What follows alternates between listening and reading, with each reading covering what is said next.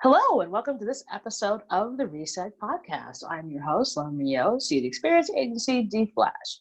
Each episode, I bring on a really interesting person from business, entertainment, entrepreneurship, who's just doing the best they can, and tell us how they did that. And this episode is no different. I'm so excited to have Robyn Hatcher, who is the founder of SpeakEtc. So she's a professional speaker and communications expert. And in this really unusual time during COVID, getting your voice out, putting yourself out there is so important. So she'll have lots of tips and tricks for you along the way. It's going to be a great conversation. Take a listen. Hey, Robyn. Hey, Laura, how are you? Oh, hanging out in my tin can. Right? It's an unusual place to be. Yeah. But I know, me too. I'm hanging out in my son's bedroom, former bedroom, which is now my office. Which is now your office? Yes. Spoken like a parent who's like, okay, I will now redecorate. Yep. He's gone. Okay. So even though we are recording in these very unusual times of COVID, the podcast does not change. So first question is always the same. Robyn, what was your first job? Oh, I just answered this yesterday. It was such a weird job.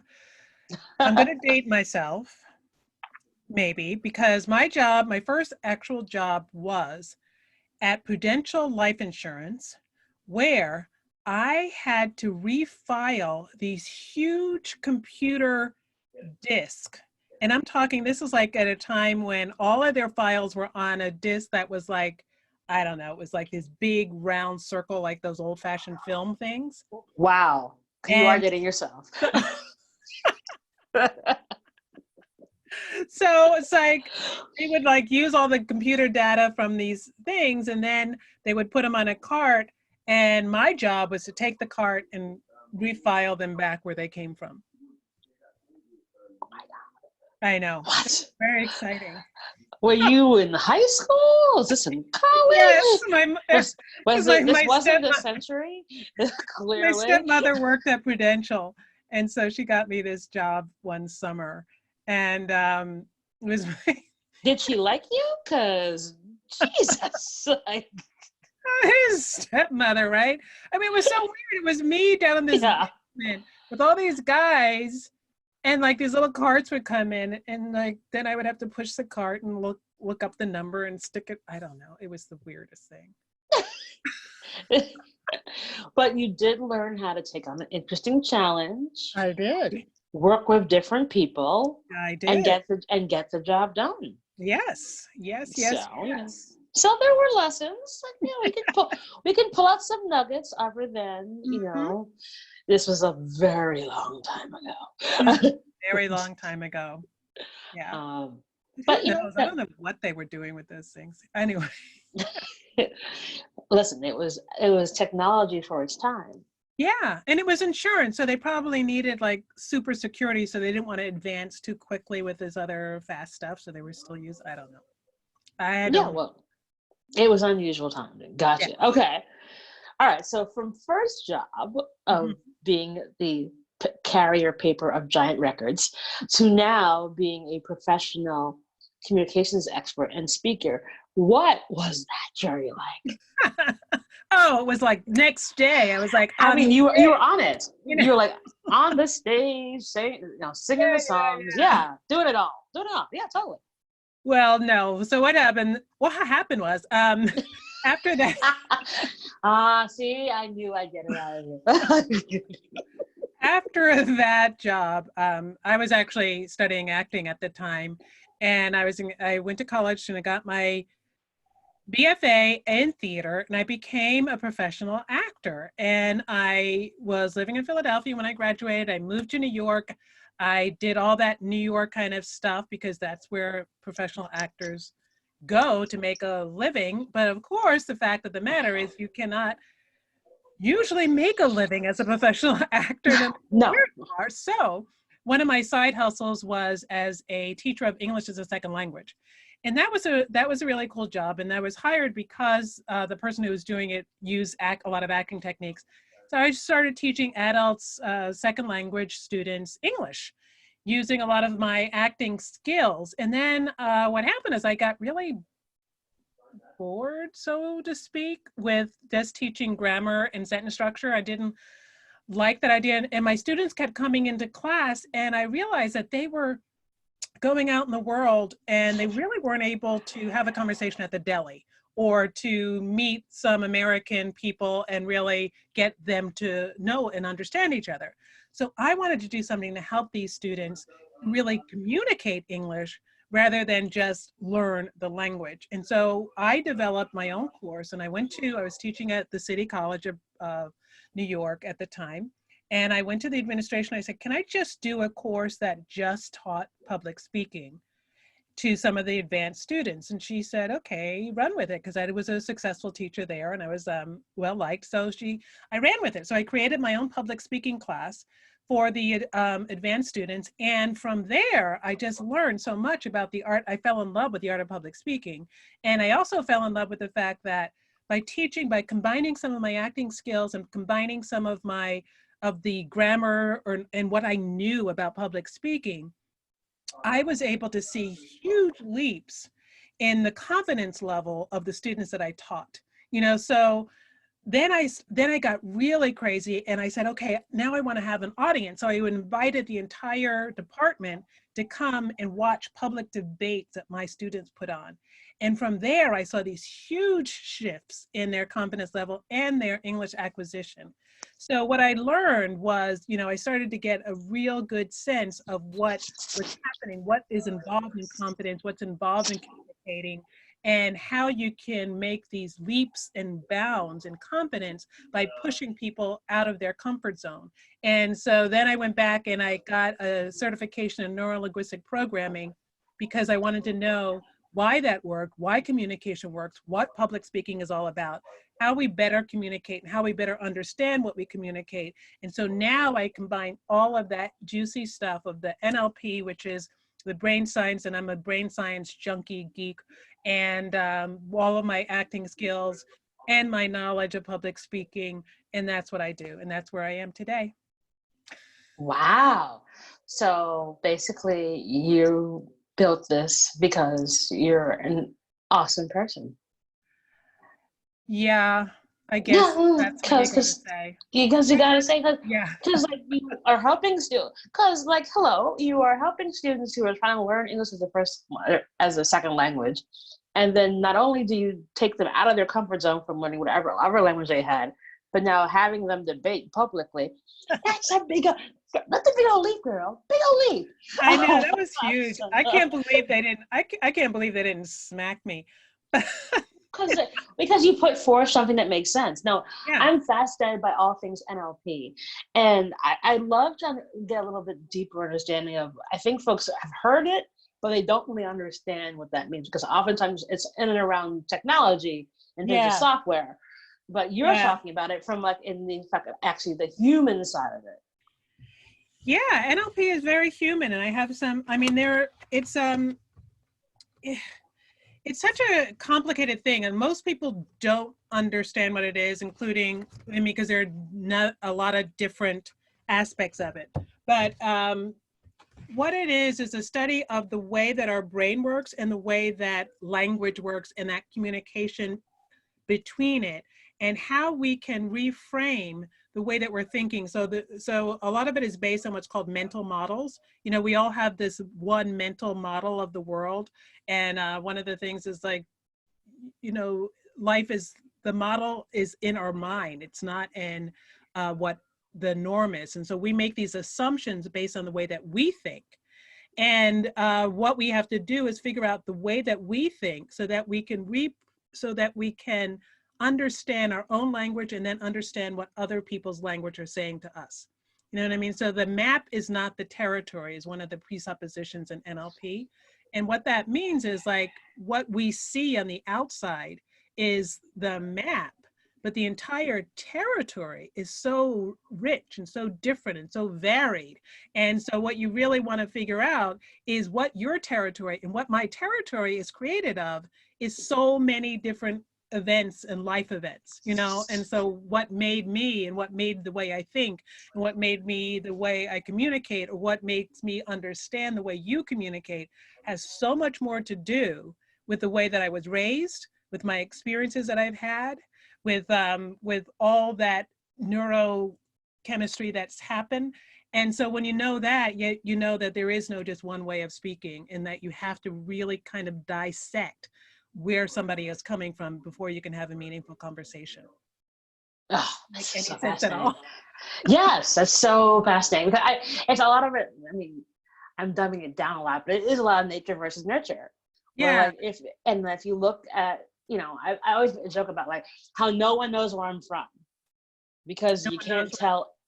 No one knows where I'm from because you Right, can't tell anything from my voice, right, or the way I speak, or how right, fast I talk, depending on the circumstance, or how slow I talk, depending on right, the right, right. circumstance.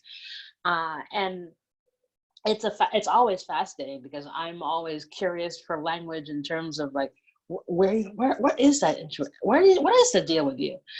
So Mhm. it's fascinating to me. Yeah, Uh, yeah, exactly. You just never know. And that's the whole most important thing about communication, about life itself, is to be curious, because you never know. And that's the whole thing. It's like, okay, they just did that. I wonder why. She just said that. I wonder why. I don't know. And then you can start to unravel what that why is, and maybe you're right, maybe you're wrong, but it also gives you more information that way. it opens up a dialogue Yeah, rather than like, and well, as long as you're not trying to be accusatory, but like, oh, like I'm just curious because I get this all the time. Where are you from? And I'm like, and depending on how the tonality of someone says yeah, that to me, will yield the appropriate response from me. Because sometimes if you say that to me in a very rude manner, you will get no answer.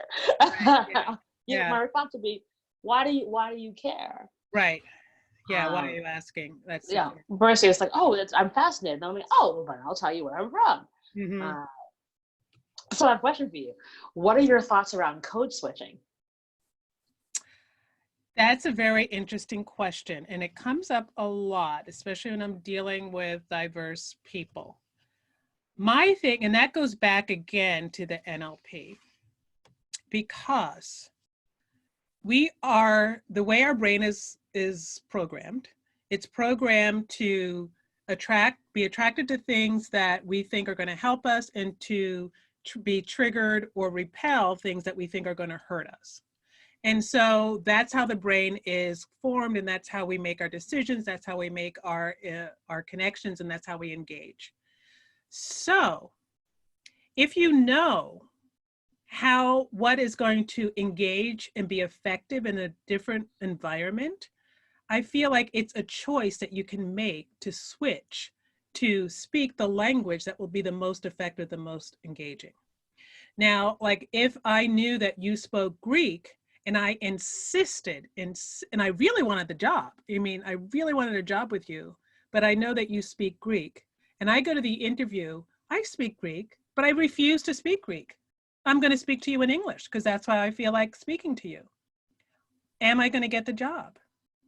Probably Probably not, not, right? you know? So what I feel about is code switching, it's a choice. You can go in and say, you know what, this person speaks this language, understands this language, has an effect of this language. So I'm going to speak to that person. Now that's your choice. If you want to continue with that throughout that job choice and with that or without that relationship. If you choose to hold on to whatever it is and refuse and decide not to switch, that's a choice too. What the result of that is sometimes you don't get what you want. Sometimes you don't even get what you deserve, which is not to say that that's the right way to be, but that is the way that life is. And so for me, my question is always, do you want to be right or do you want to move forward? Do you want to be authentic or do you want to be effective? And so these are all choices. So I don't have one way or another, or I'm not, saying or proselytizing one way or the other. But I feel as though you want to be conscious of what choice you want to make, and what the effect you want to have and what the result you want to win over, because it all has this not unconscious, non-conscious effect on your listener. And I wish it weren't like that. I really, really do. but our survival brain, as far as we have evolved, that part of our brain has not evolved quickly enough to be able to say, oh, that's a great person, regardless of the fact that her hair is a mess. Or that's a fabulous person, regardless of the fact that they have that accent. You know, so our brain, it would be great if we could switch everybody's brain and say, just accept everything, do it. But we can't do that. We haven't evolved to that level. And I would totally agree with you. It's like, do you want, is the race going to be swift or is the race going to be long? Yeah. The race is always going to be long. Mm-hmm. And you have to adapt to the circumstances of where you are and stop pretending like, oh, what's it like? It's for everybody else. Like, no, it's not. The world's not fair. It's not fair. So you know, it's like, I love wearing sweatpants and pajamas, but I'm not going to go to the Met Gala like that. Or, you know, I'm not going to show up for a job interview like that. So. Yeah. Yes, it's the exact same thing. And I think that's the thing that folks oftentimes get stuck on and don't realize that, listen, if everything was perfect and lollipops and sunshine, it would be great, but it's not. So instead, you've got to adapt, and you've got to play the game you've been dealt, and that's the game you've got to play. Yeah. And you know, when you're in circumstances where you have to make a change, then make a freaking change, or it's always the way. Yeah, it can be a win-win. It's like, okay, how's that working for you? You know, it's like, I refuse to. Hey, how's that working for you? All right. It's like, yeah, when the world gets better, wonderful. I would hope so. But where it is right now, let's be realistic and not pretend that there isn't a double standard or isn't a different way. Right. So like, let's just be honest with that. And as a result, we have to deal in those certain manners. And cool. Totally. And if you've got the skill set to do it, and if you've got people like me that'll help you through it, you know, that's the beauty of life. There are ways to do it. And we're going to make sure that they call and email Robyn after the show. So, you know, from a public speaking side of the universe, you know, so I speak a lot, and I've sort of taken classes and I have done some media training in the past, but I'd love if you could share a couple of sort of basic tips for when people are doing public speaking, especially now when folks are now getting on Zoom calls and having to present via Zoom. I know even for me, it's a little bit harder because I tend to walk around, I move my arms. Yeah. I'm a bit of a character when I present, and I can't really do that when I'm in Hollywood Squares Zoom land. Yeah. And it takes some adjustment because I'm very dynamic and very all over the place, big gesture on stage. And what I learned to do via Zoom in the last few weeks was to bring just that same energy to it. It's like, so it's almost like, so I have a webcam now, right? And instead of using my little computer camera, and I just sort of have to fall in love with my camera. It's like there's this weird little thing that I've started to do. It's like I look at my little Logie symbol and it's like, yeah, I love you. You know, and it's like you just okay. You just see all of those people out there with all of that energy out there. So that's the one thing. It's like the same thing that goes into one of the issues that happens when we speak with people in front of us is we get so self-involved and self-conscious, and we think about how we're looking and what we're doing. And therefore, that's why it's so hard here, because you see yourself, right? And so that means that our attention is more on us, which makes us more selfish and less interesting and less dynamic. And so one of the things that needs to happen in all aspects of public speaking is to think of what you're giving to your listener and to your audience, and then sort of give that through the camera. And that energy then still has that same energy and excitement. And the other thing is to be able to create a visual that's going to be engaging so that we have enough of your torso seeing, that you're centered enough that you can gesture, because if you see your gestures, that's going to make you feel like you have more energy, and then the other people seeing that energy. Those are some of the things. And the other thing about engagement is to keep going back and forth, you know, just this, especially online, how can you still be engaging and interactive? How many questions can you have? It's so stressful, all of these meetings when they start, because nobody knows what to say. You know, nobody knows, everybody just sort of sits there and looks at each other like those Hollywood squares. But, you know, things need to be said, like, oh, where are you calling in from? How was your day? Just even just if you can give one question that everybody answers as they enter. What's your favorite food? What did you have for lunch? Anything that gets people engaged and excited, because then there's that connection again. And you feel like, and you don't feel like this talking head that everybody's staring at and making fun of in the camera. You know, so you have like interactivity, it needs to be built in. The other thing that is so important, I just got off a coaching session, and what we always forget is, why are you talking? You know,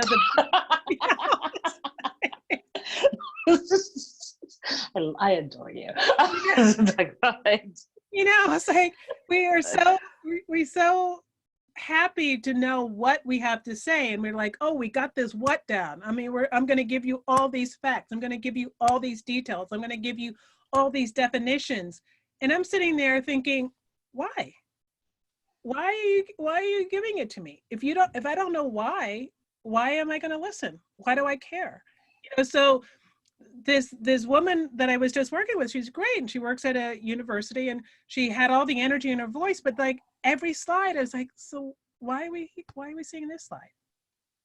You know, tell me why. Is a why is that slide? And all you have to do is like this little thing. It's like, because we care about you, because we need this to happen, because when this happens, that happens, or because if you knew this, then you'll be safer. If you knew this, then you'll be richer. If you knew this, you'll save time. Those are the kind of whys that I'm talking about, because people engage emotionally first, and we tend to, and especially when we get into this little square, it's like, I'm going to give you logic, and then more logic, because it fits into that square, but people still need to be emotionally engaged and emotionally involved.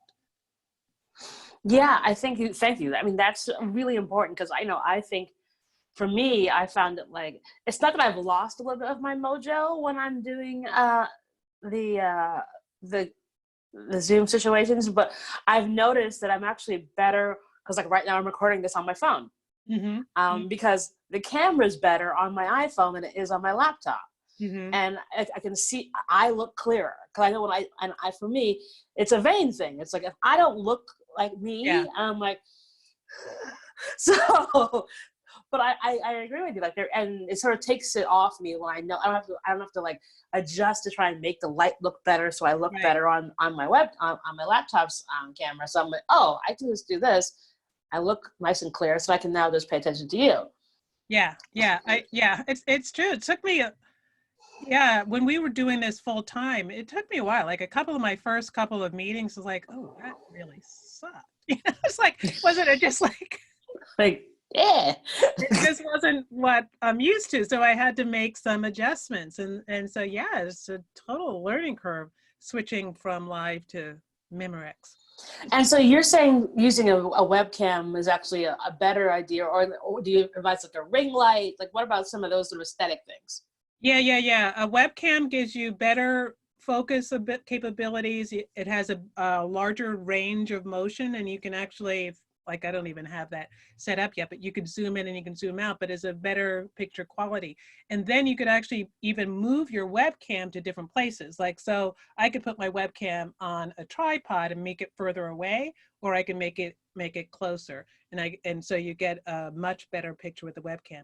And yeah, the ring light is cool, but I got just this little square, very, very heavy duty, not dead, it's really small. It's like smaller than an index card, but it has really intense light. And then I have tons of lights, because I have all these lights. I have other spotlights, and I did this because I've done so many TV commercials, and I know about white balancing and bouncing light off of things. So I have some white poster board that I have light bouncing off of.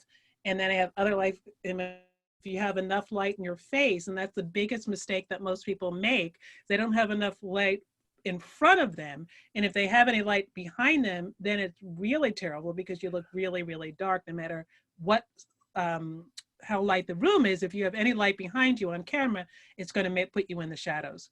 So those aesthetic things are really, really important to have light on you. Awesome. This is super helpful tips. So webcam, if you either get a ring light or get some sort of like smaller light, and make sure it's in front of you.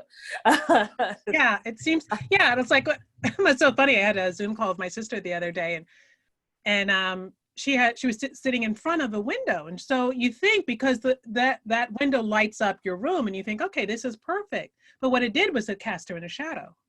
So all she had to do was turn around. And the other thing is, like, I have an external mic, because sometimes the computer mic can be tinny sounding, so I have an external mic hooked up. Awesome. Great tips, Robyn. Thank you so much. So looking back on all the things that you've done in terms of teaching and coaching so many people, what would you tell 25-year-old Robyn? Wow. What I would tell 25-year-olds is to figure out what their personal brand is and figure out what they have to give. Because a lot of times when they're 25, so much of it is external. What am I going to get? What's this next job going to be? I've actually coached some of those kids, and parents have asked me to coach their kids for job interviews. And I would ask the question like, why do you want this job? Oh, because it pays well, or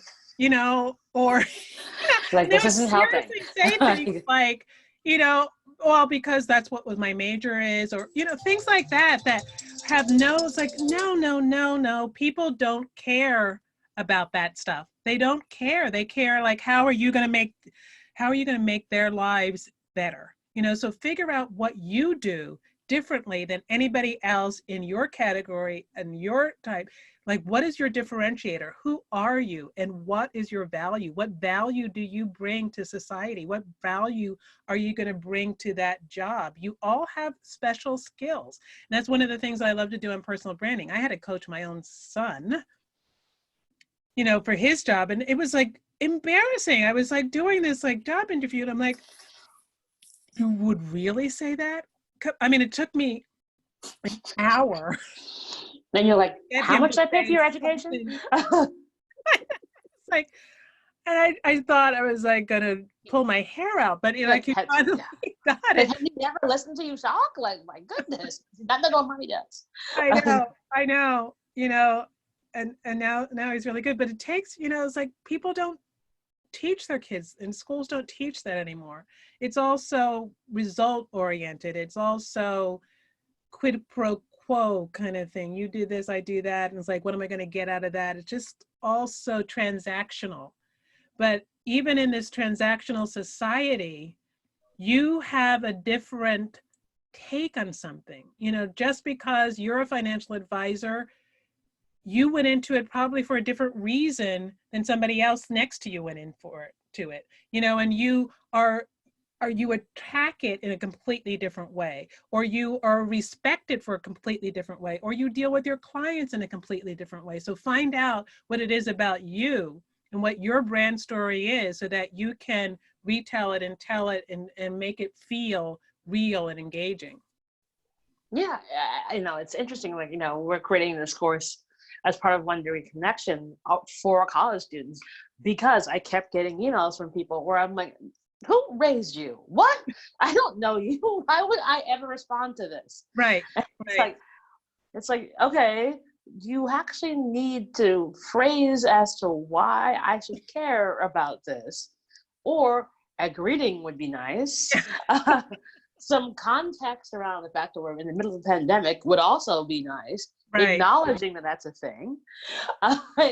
But yeah, I think that, unfortunately we get a lot, when they think personal brand, they think those, influencers who sell flat tummy tea. Right. Versus no, you're in a business, you're going into business wherever that may be. You're going to be a teacher, you're going to be an assistant, you're still a personal brand. You still have value, and there is next factor about you. Right. You're thing that you do really, really well, that provided they gave you the right kind of circumstances, you could knock it out of the park. Right. And it's just for you to sort of take some time to think about it. Like, what are those things about you that you kind of thought, well, that's something I'm really good at. What do you mean? And like have those thoughts around it. And when Yeah, you do, that is it, such a great point. It's like, because you're good at it, when we're good at things, we take them for granted and we don't realize that that's a gift and that's our skill set. You know, it's like you're raised doing that. It's like, oh yeah, that's a piece of cake. But you forget that you have to talk about that piece of cake because it's not a piece of cake to everybody else. exactly. Like, it's the thing that can really help you get ahead, because not everyone has your experience. Not everyone knows how to do this one thing or make this other thing or connect to these people or play this instrument, you know. So it is really important to pay attention to those aspects. Yep. So I'm sure that as in everyone's business, everyone's been affected as a result of being stuck at home inside. What have you been doing for your self-care? Self-care. Yeah. Well, I live right next door to my health club, which of course is not working anymore. So I was like a really class junkie. So for the first 3 weeks, I did nothing. And I was Understandable. and so then some of the instructors one of the women who went to the gym she loves spreadsheets. She created this spreadsheet of all the instructors and any class that they would be teaching via Zoom. So I now have a spreadsheet of all of these instructors that are teaching all these different classes. Then my gym came out with some of the older other instructors that were teaching at class. So now, like this morning, I got up and I took an 8 a.m. class on like my feet and ankles, and then tomorrow is core. I take some Zumba classes. There are somebody on that spreadsheet. It's not even was teaching. They do meditation. They do yoga. So at 5:30 every day, this woman does a free meditation class, and so via Zoom. So I've been doing that meditation, yeah, meditation Right. and exercise when I can, and self-exercise. And I've been really lucky because my husband loves to cook and cooks 100% of the dinners, so I eat well. Lucky you. Yes. Get you a man who will cook all your meals. Like, Robyn, tell us your secrets. Crazy. That's fantastic, because I think we're at that point now. We're like, we've been into this. We're into like month 2.5, and this is no longer saying it's the new normal. This is just normal now, and until we go back to, there will be no going back to what it was. So Nice. however we can take care of ourselves, just like fresh air, Zumba classes. Like, it's funny, you're like the third person who's told me about Zumba, and I'm like, Oh, really? wow, y'all really are into Zumba still? Hey, They even took lap dance online. Did you have tap shoes just lying around the house? I was taking tap classes before this happened. I was taking tap classes every weekend. I even performed in a tap recital a couple of months ago. Oh my God! And, wow. So yeah, it's fun. Wow. So yeah. Okay. So we understand. Okay. So you figured out where to relax and where to chill, as a result of this, because it's nuts. Me, I go for walks and I'm working out every day because I'm just like, oh, I'm home. I might as well just do this. So I'm following along. I've been roped into an accountability class with a bunch of my friends. So I can't not do it now because I don't want to lose. So it's fueling my creative, my competitive juices, so I don't not do it. But that's awesome. And tap dancing, very fancy. So I know, well, nobody does now. So you're not alone. And then finally, as part of this series of episodes I'm doing with really awesome folks like yourself, asking if they've got a give or an ask to our audience. So, Robyn, what would your give and or ask to the audience be? I will ask everybody to be curious. And I would like to ask everybody to be mindful. And what I would give, you mean materially? Can be. Yeah. Well, if people, you know what? If people, I am starting, and this is I'm just launching a membership website where people can come, and I'll have a lot of different stuff on the website, exercises and videotapes and all things about communication. And then I also have a community where people can ask questions about any communication issue that they're having on coming up, or a presentation issue that they have coming up. And then I have 2 live sessions a month where you can just come live on Zoom and chat with me. So for the first 5 people, if 5 people email me that say, Laura sent me, I will give them an annual membership to my membership community, because I'm just launching. I'm doing a founders launch just this week. So, you know, if you want to join my community and get 24/7 access to some of my communication tools and community, and 2 months a week, 2 days a week of me, hit me up. First 5. Awesome. Robyn, that's fantastic. So you heard what you said. Hit her up and do the Laura, and the email Laura sent me. We'll put your details in the show notes so folks can connect with you. But yeah, it's Laura sent me. That's what Robyn said she wants you to say, and then you get a free membership. So, but the first 5 people, and after that, Yep. like, it's not my problem, y'all, if you don't do it fast enough. That's fantastic. Thank you so very much. So generous. But Robyn, it's been such a delight to have you on this show. You've got knowledge for days, and it's always fascinating to learn from experts like yourself. So thank you so very much. So great to be here, Laura. Thank you so much for having me. My pleasure. And that is our show.